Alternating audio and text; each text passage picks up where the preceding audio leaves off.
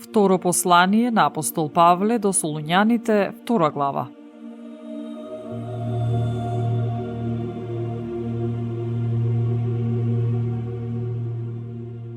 А што се однесува до доаѓањето на нашиот Господ Исус Христос и нашето собирање кај Него, ве молам, браќа, да не се поколебате лесно во мислите своји и да ве обзема ужас, било поради некој дух, било поради некој збор, или преку послание, не баре како од нас испратено дека Божен веќе настапил Христовиот ден.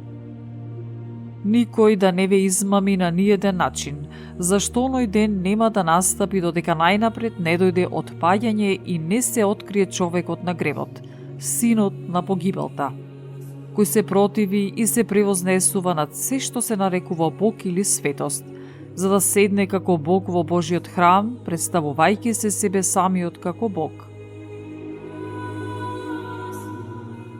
Не помните ли дека уште кога бев кај вас ви зборував за тоа? Сега знаете што го задржа него за да се открие во свое време. Тајната на беззаконието веќе действува. Само тоа нема да биде извршено додека не се оттргне оној што ја задржува сега. Тогаш ќе се открие и беззаконикот.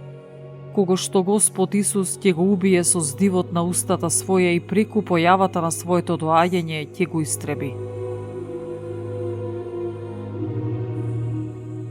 Доаѓањето на тој беззаконик ќе биде под дејство на сатаната, со секаква сила и знаци, лажни чудеса, и со секакво неправедно измамување меѓу оние кои загинуваат, затоа што не ја примиле љубовта на вистината, та да би се спасиле.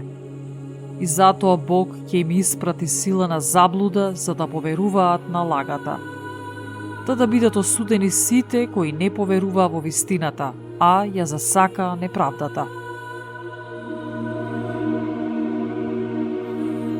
Ние пак сме должни да му благодариме на Бога за вас секогаш, возлюбени од Господ браќа, затоа што од почетокот преку светувањето од Светиот Дух и преку верата во вистината, Бог ве избра за спасение, кон кое ве повика преку нашето Евангелие за да ја придобиете славата на нашиот Господ Исус Христос.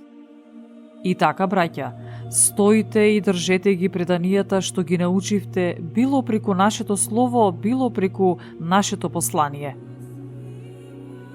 А сам Господ наш Исус Христос и Бог и Отецот наш, кој не возлюби и преку благодата своја ни даде вечна утеха и добра надеж, нека ги утеши срцата ваши и да ве утврди во секое слово и добро дело.